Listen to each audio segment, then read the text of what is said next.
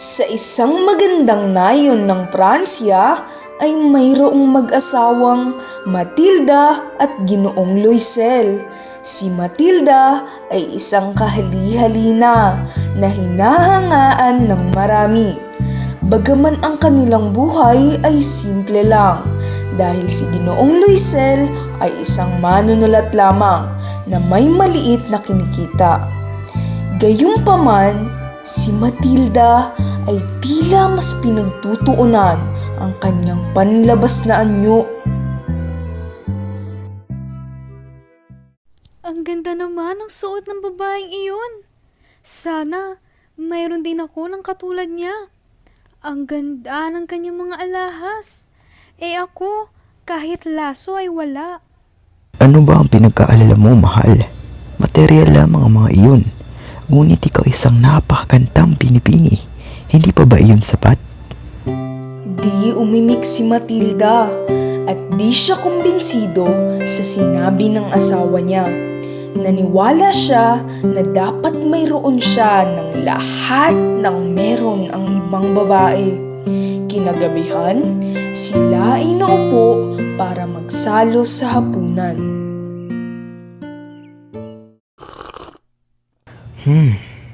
Mainit na sabaw at bagong lutong tinapay. Hindi ba kay sarap na mga ito?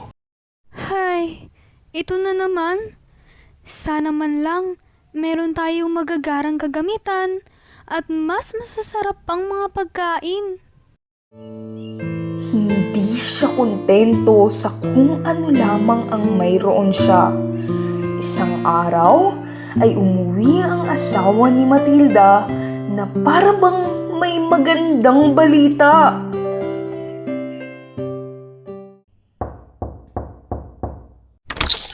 Matilda, heto, inimbitahan ako ng ministro ng edukasyon sa isang handaan.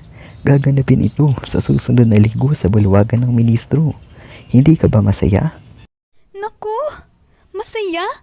At ano naman ang aking isusuot sa ganitong okasyon? Ang iyong sinuot na bestida nung pumunta tayo sa teatro ay maganda sa'yo. Ay, naku.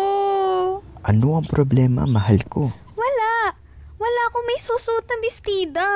Kung kaya't hindi ako makakadalo sa handaang iyan. Mabuti pa at ibigay mo na lamang ang mga imbitasyon na yan sa mga kaibigan mo na ang mga asawa nila ay mas magaganda ang kasuotan kaysa sa akin. Teka lang, Matilda. Sa tingin mo ba, magkano ang damit na masusuot mo sa kasiyahan kahit na simple lang? Hindi ko alam. Ngunit sa tingin ko ay aabot iyon ng 400 prangko.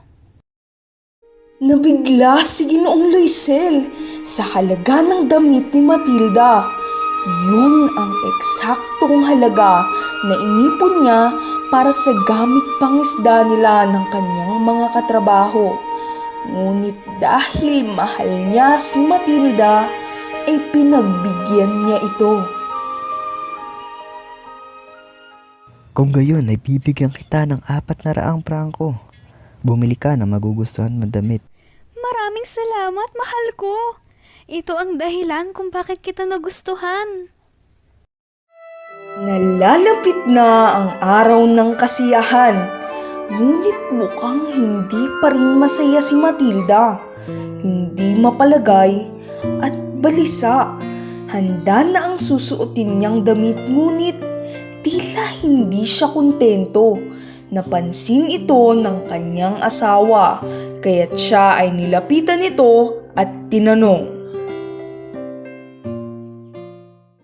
Nako, hindi na sapat ang aking pera pambili ng alahas. Bakit hindi kaya manghiram ka sa kaibigan mo si Madam Forrester? Nakasisiguro akong hindi kanya tatanggihan. Tama ka. Bakit hindi ko naisip ang aking kaibigan? Kaya naman ay agad na nagpunta si Matilda sa kanyang kaibigan. Pagdating niya rito ay bumungad sa kanya ang isang malaking bahay. Medyo nakaramdam ng hiya at awa si Matilda sa kanyang sarili. Alahas ba ka mo? Mamili ka lang. Malawak ang iyong pagpipilian. Meron akong pulseras at mga kwintas. Tinan mo ang babagay sa iyong susuotin sa bulwagan. Salamat, aking kaibigan. Nagagalak ako't nagkaroon ako ng kaibigang katulad mo. Naku, walang anuman, Matilda. Sa pagsusukat ni Matilda ng iba't ibang klase ng alahas, hindi mawari ni Matilda kung alin ang talagang babagay sa kanya. Wala ka na bang iba pa? Tila wala akong mapili sa mga ito. Magaganda sila at makikinang. Ngunit wala sa mga ito ang nais ko. Abat, marami pa. Tinan mo ang mga alas sa banda rito. Hindi ko alam ang nais mo, kaya sukatin mo ang mga yan. Nawawalan na ng pag-asa si Matilda na mahanap ang alahas na babagay sa kanya. Ngunit napukaw ng kanyang atensyon ang isang makinang na diamanteng kwintas. Ito! Maaari ko bang hiramin ang diamanteng kwintas na ito? Kahanga-hanga ang pagkakayari nito. Makintabit at kumikinang na para pang isang bituin. Maaari ko bang hiramin ito? Aba, syempre naman. Bagay na bagay sa iyo ang kwintas na ito. Sumapit na ang inaasam niyang araw ng handaan. Nahigitan ni Matilda ang lahat ng babae sa bulwagan. Agaw pansin ng kanyang kagandahan, lalo na ang kanyang diamanteng kwintas. Lumilitaw ang kanyang kagandahan sa buong bulwagan. Nagkagalak ako't nakadalo kayo, Ginoong Loisel, lalo na ang iyong asawa na si Matilda. Napakaganda mo, Matilda. Naku, salamat naman. Mag-iika-apat na ng madaling araw nang mapagpasiyahan ng mag-asawa na umuwi na. Suotin mo ang balabal na ito upang di ka lambigin at sipunin. Ano ba naman ang balabal na ito? Ayoko suotin ito. Hindi ito nababagay sa damit at diamanteng kwintas ko. Aalis na ako. Nakakahiya't baka makita ako ng ibang babae na may suot na ganito. Wag, Matilda. Baka magkasakit ka. Hintayin mo ko rito, tatawag ako na masasakyan natin. Hindi nakinig si Matilda. Ngunit dahil madaling araw na, ay wala silang mahanap na sasakyan pa uwi. Nangangatog na ako sa lamig. Wala ka bang makitang sasakyan? Pasensya na, mahal ko. Ngunit sa tingin ko'y wala na. Wala na tayong pag-asa makahanap pa na masasakyan. Pagod na ako't inaantok. Nais ko na lamang mahiga sa malambot na kama't matulog ng mahimbing. Paano na? Teka, may sasakyan banda roon. Nakita nila ang isang matandang dokar at agad sila nitong inihatid sa kanilang tahanan. Hay, puro kamalasan na lamang ang nangyari ngayong gabi. Akala ko ay buong gabi na akong sasaya. Pagod na pagod ako kakalakad. Tinanggal ni Matilda ang hindi kaaya-aya sa matang balabal. Hindi! Ang diamanteng kwintas! Nasaan ang diamanteng kwintas? Bakit ka nagsisigaw riyan? Anong nangyari sa'yo? Ayos ka lang ba? Ang kwintas ni Madam Forrester! Nawawala ang diamanteng kwintas! Hindi maaari! Ano? Nagbibiro ka ba? Papaano? Imposible. Hinanap nila kung saan-saan ang diamanteng kwintas. Ngunit ni anino ng kwintas ay hindi nila nahagilap. Sigurado ka bang suot mo yun bago tayo umalis sa sayawan? Baka naihulog mo yun sa bulwakan. Hindi! Sigurado ako! Nahipo ko pa ang kwintas habang tayo naglalakad sa malawak na pasilyo. Imposibleng sa daan iyon nalaglag sapagkat wala tayong narinig na lagapak ng kwintas. Sa palagay ko ay sa dokar iyon nawala. Posible! Nakuha mo ba ang numero ng dokar na iyon? Hindi. sobrang pagod ko, hindi ko napansin. Ikaw ba? Hindi rin. Magpahinga ka na lamang riyan. Babalikan ko lahat ng dinaanan natin kanina at kagabi. Baka sakaling makita ko pa ito. Mag-iingat ka, mahal ko. Hay, nasa na ba ang mahal kong asawa? 7:00 na ng umaga at hindi pa rin siya bumabalik. Matilda, Nariyan ka na pala. Kamusta? Nakita mo ba ang diamanting kwintas? nabigo ako makita ito, Matilda.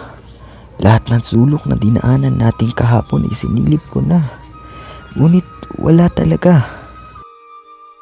Naku, paano na yan? Anong sasabihin ko kay Madam Forrester? Sumulat ka kay Madam Forrester at sabihin na bali ang sarahan ng kwintas na kasalukuyang pinapaayos pa. Sa tingin ko ay sapat na panahon na iyon upang maisipan natin ang paraan kung paano mapapalitan ang diamanting kwintas. Sinunod ni Matilda ang utos ng asawa't sumulat sa kaibigan. Magtungo tayo sa tanggapan ng alahero ng kasulat sa kahon ng kwintas. Hanapin natin doon ang talaan ng mga kwintas na kanyang pinagbibili. Agad na nagtungo ang mag-asawa sa alahero upang hanapin ang katulad na hitsura ng kwintas na iyon.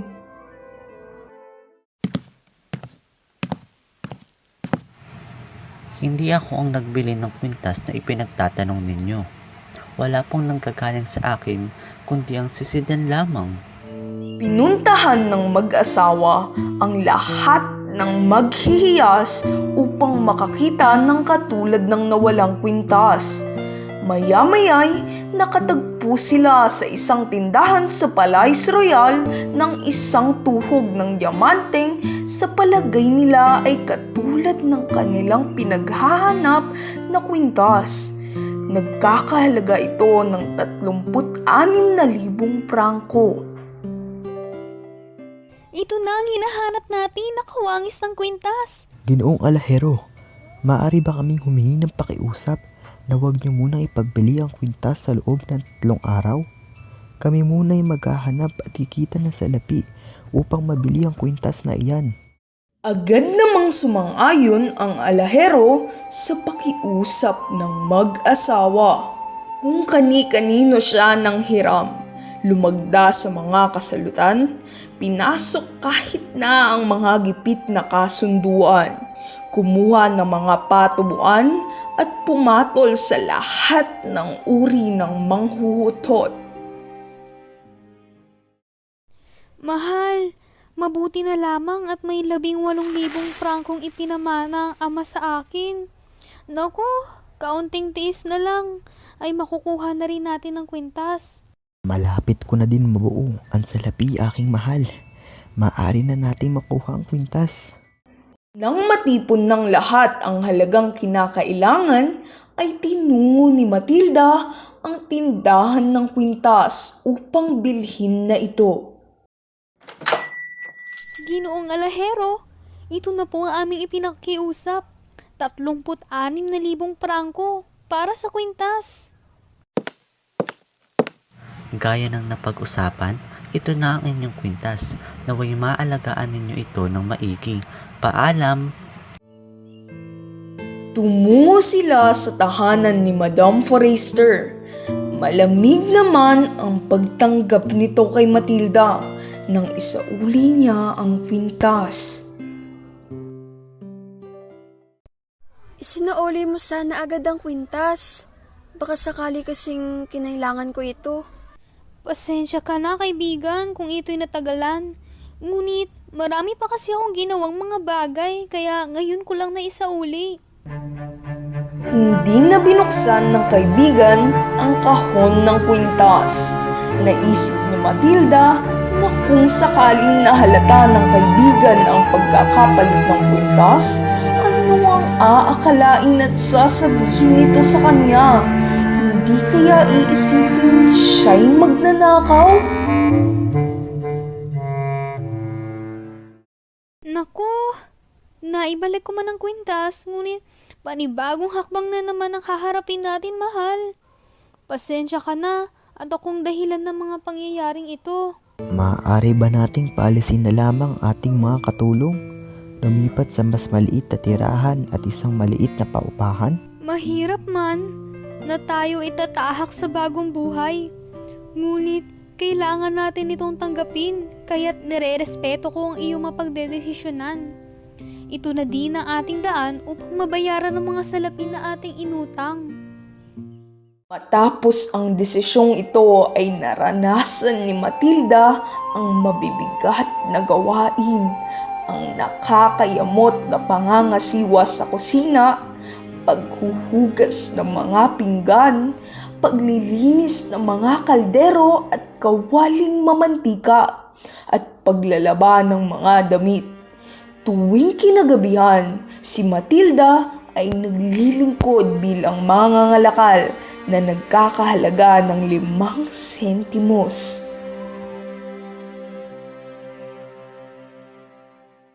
Mabuti na lamang at nakahanap na tayo agad ng hanap buhay.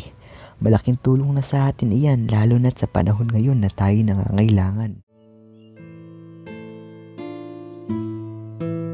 Tumagal ng 10 taon ang ganito nilang pamumuhay na mag-asawa. Sa wakas ay nabayaran din nila ang buong pagkakautang, kasama na ang mga nagkapatong-patong na tubo.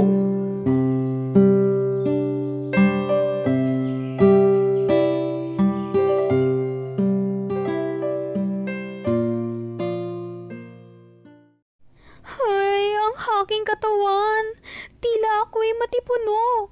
Ang aking kamay, sila'y magagaspang at namumula na. Ang aking buhok at pananamit ay nabago na. Unti-unti nang nawawala ang malarosas kong balat. Ang aking malanghel na mukha, ano ang gagawin ko? Isang araw ng linggo, habang si Matilda ay naglalakad sa Champs-Élysées, nagliliwaliw siya pagkatapos ng 1 linggong singkad ng mga gawain sa bahay, ay namataan niya ang isang babaeng may akay-akay na bata.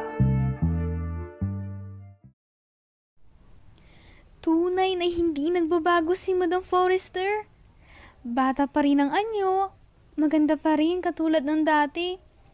Sana na lamang ay ganyan pa rin ako kung hindi ko lamang nawala ang pagkamahal-mahal na kwintas na yun.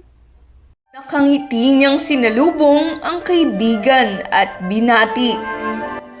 Hindi siya nakilala nito at pinagtakahan ang palagay sa loob na pagbati sa kanya ng isang maralitang babae. Ngunit, Kenang, hindi ko kayo nakikilala. Marahil ay nagkakamali kayo. Kaibigan, ako ito si Matilda. Hindi mo ba ako nakikilala?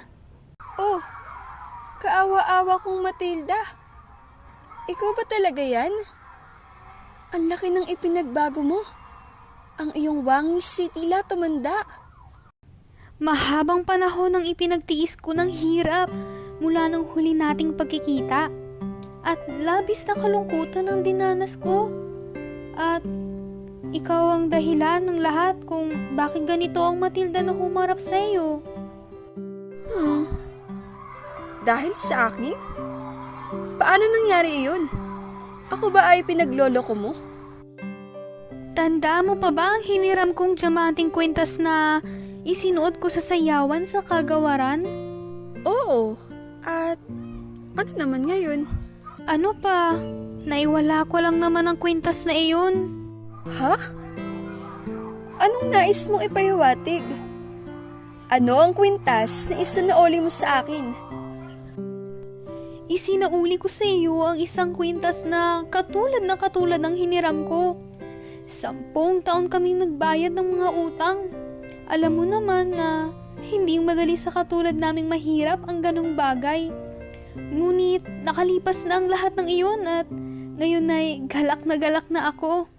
Ang sinasabi mo ba ay bumili ka ng kwintas na yari sa diamante? At ito'y iyong ipinalit sa kwintas na iyong hiniram? Oo, sa makatwid ay hindi mo pala napansin. Talagang kamukha iyon ang hiniram ko sa iyo. Ngumiti si Matilda ng may pagmamalaki. Isang ngiting puspos ng kawalang malay katulad ng ngiti ng isang paslit. Nabagbag ng gayon na lamang ang kalooban ng kaibigan. O kahabag-habag kong Matilda, ang ipinahiram kong kwintas sa iyo ay imitasyon lamang. Puwit lamang ng baso. Ang pinakamataas na maihahalaga roon, marahil ay 500 prangko.